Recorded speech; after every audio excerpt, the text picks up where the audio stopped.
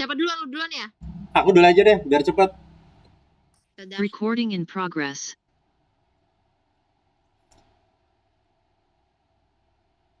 Assalamualaikum warahmatullahi wabarakatuh. Perkenalkan, nama saya Sumanto. Kami dari kelompok 1. Kami akan mempresentasikan mengenai studi kelayakan bisnis pada UMKM Seblak Magnia, di mana kelompok kami ada saya sendiri Sumanto, ada Alicia Delia, ada Eka Netipe, ada Awalia Putri SR, dan Distra Sabit. Langsung saja, yang pertama latar belakang. Usaha mikro kecil dan menengah (UMKM) memainkan peran vital dalam perekonomian Indonesia, terutama dalam menyerap tenaga kerja dan mengurangi angka pengangguran.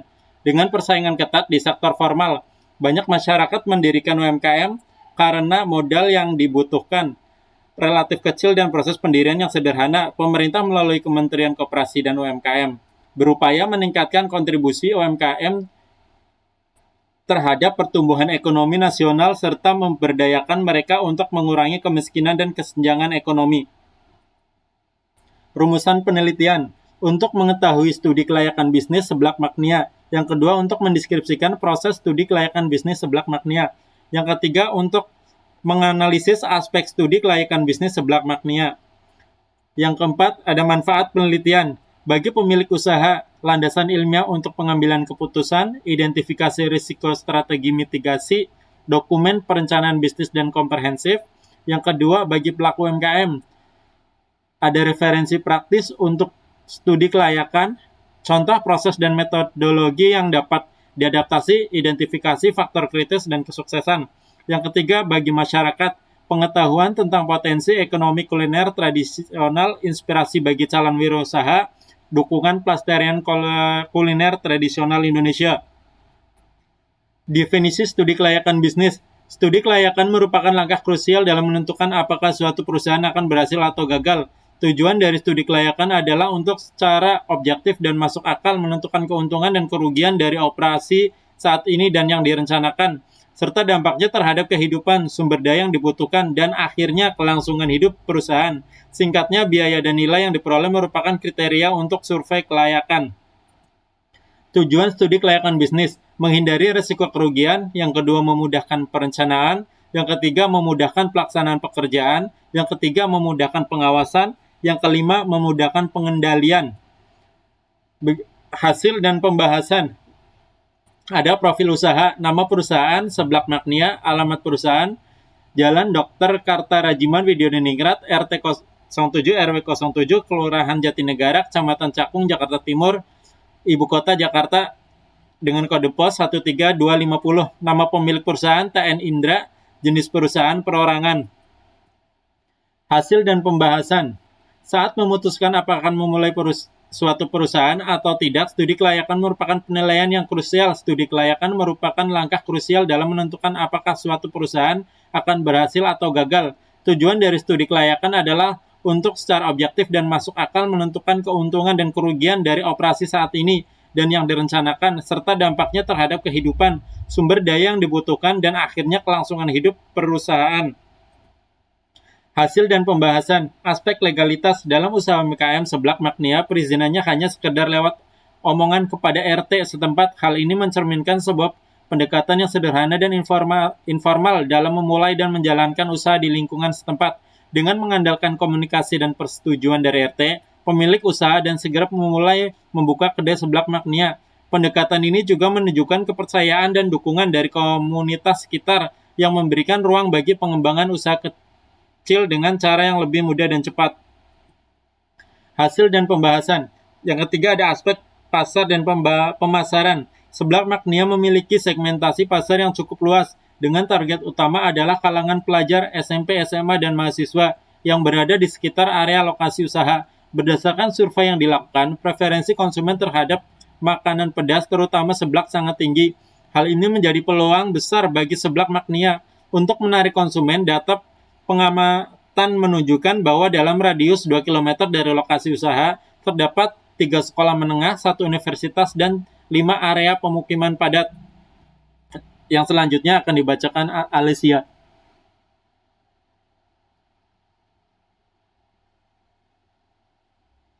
Hasil dan pembahasan. Aspek strategi pemasaran, strategi produk. Seblak Mania mengembangkan beberapa varian produk sesuai dengan kebutuhan pasar. Yang pertama, seblak original Mania, menu andalan dengan bumbu rahasia. Yang kedua, seblak seafood supreme menggunakan bahan laut segar. Yang kedua, seblak mozzarella dengan topping keju mozzarella meleleh.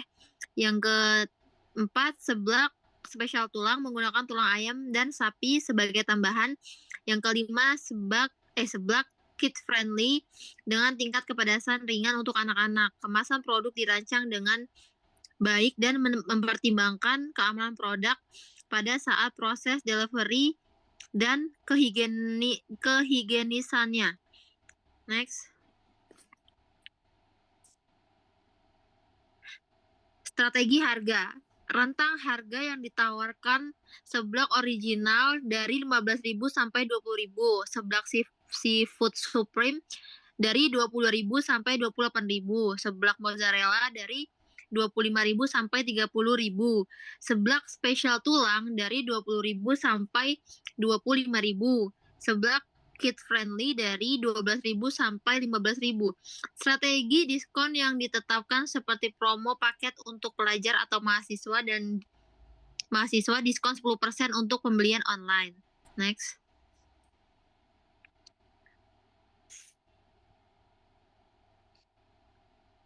Strategi distribusi. Yang pertama ada penjualan langsung di outlet utama. Yang kedua ada layanan pesan antar melalui platform aplikasi Gojek online. Yang ketiga pre-order untuk acara atau kegiatan tertentu. Yang keempat kerjasama dengan platform food delivery untuk memperluas jangkauan. Strategi promosi.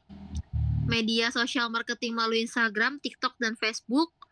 Lalu yang keenam ada promosi word of mouth dengan memberikan pengalaman pelanggan yang memuaskan. Yang ketujuh, promo opening dan seasonal untuk menarik perhatian konsumen. Next.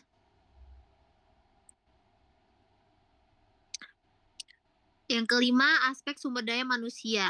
Struktur pengolahan. Bapak Hendra adalah suami bertanggung jawab terhadap manajemen usaha secara keseluruhan, mengelola hubungan dengan pemasok bahan baku, menangani aspek teknis, peralatan, dan maintenance online, mengelola keuangan dan administrasi usaha, mengurus perizinan dan legalitas usaha, menangani pengantaran pesan untuk layanan delivery. Ibu Nia, istri Mak Nia, sebagai Mak Nia, berperan sebagai koki utama dengan keahlian resep rahasia seblak, mengontrol kualitas atau konsensi produk, melayani pelanggan dan menangani pembayaran, serta mengelola media sosial dan promosi usaha, menangani hubungan dengan pelanggan. Next. Manajemen waktu dan pembagian shift. Yang pertama itu jadwal operasional Senin sampai Jumat, buka dari jam 10 sampai 9 malam, dan Sabtu dan Minggu itu buka dari jam 11 siang sampai jam 10 malam. Pembagian shift persiapan itu dari jam 8 sampai jam 10, keduanya menyiapkan bahan baku.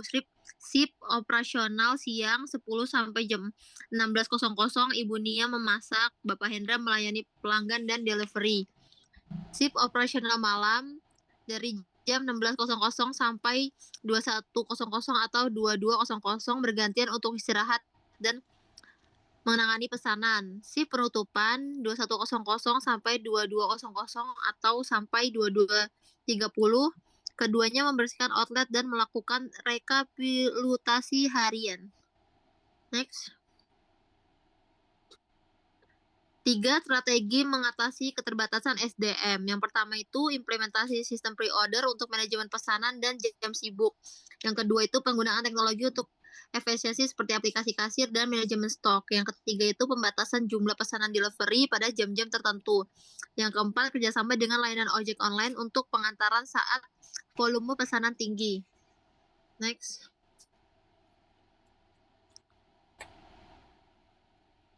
Yang keenam, aspek lingkungan hidup. Pengolahan limbah. Yang pertama, pemisahan sampah organik dan anorganik. Yang kedua, penggunaan minyak goreng secara terbatas dan penanganan limbah minyak bebas. Yang ketiga, pengolahan sampah yang sudah terkumpul langsung dibawa oleh pengolahan sampah RT setempat. Next. Efisiensi energi. Yang pertama itu penggunaan lampu LED, hemat energi. Yang kedua, peralatan listrik dengan standar efisiensi tinggi. Yang ketiga, pengaturan waktu operasional peralatan elektronik. Lalu kemasan ramah lingkungan. Yang pertama itu cup kertas food grade yang mudah terurai. Yang kedua itu mengurangi penggunaan plastik setelah dipakai. Next. 7 aspek keuangan finansial. Investasi awal. Yang pertama itu sewa tempat 6 bulan 12.600.000. Renovasi dan dekorasi sederhana itu 8 juta. Peralatan dapur esensial itu 10 juta. Peralatan teknologi TV, wifi, kipas angin, freezer itu 7 juta. Furniture sederhana 3.500.000. Modal kerja awal 1 bulan 3 juta. Biaya perizinan dasar 900.000. Total investasi 45 juta. Next. Proyeksi pendapatan, rata-rata penjualan per hari 100 porsi, rata-rata harga per porsi 20.000, pendapatan per hari 2 juta, pendapatan per bulan 60 juta, pendapatan per tahun 720 juta rupiah. Next. Analisis kelayakan finansial. Yang pertama itu break even point atau BEP. OBP unit itu 2.105 porsi OBP. OBEP-nya 42.100.000. Waktu mencapai BEP sekitar 4 bulan. Biaya tetap bulanan fixed cost total biaya operasional bulanan sebesar 42.100.000 rupiah. Next. Laba kotor bulanan. Pendapatan bulanan sampai biaya operasional bulanan 60 juta dikurang 42.100.000 sama dengan 17.900.000 rupiah. Artinya setiap bulan usaha menghasilkan laba kotor sekitar 17.900.000 rupiah. Modal awal yang perlu ditutup modal awal investasi adalah 45 juta. Jika setiap bulan usaha menghasilkan 17.900.000 rupiah, maka untuk menutupi modal awal 45 juta rupiah dibagi 17.900.000 rupiah sama dengan 2,5 bulan.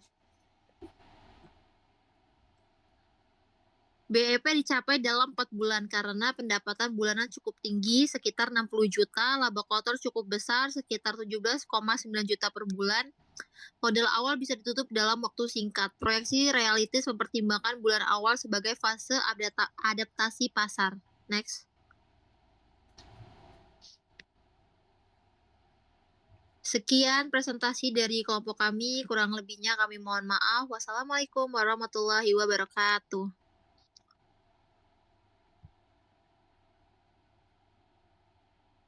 Udah, Mas? Recording stopped. Oke, udah.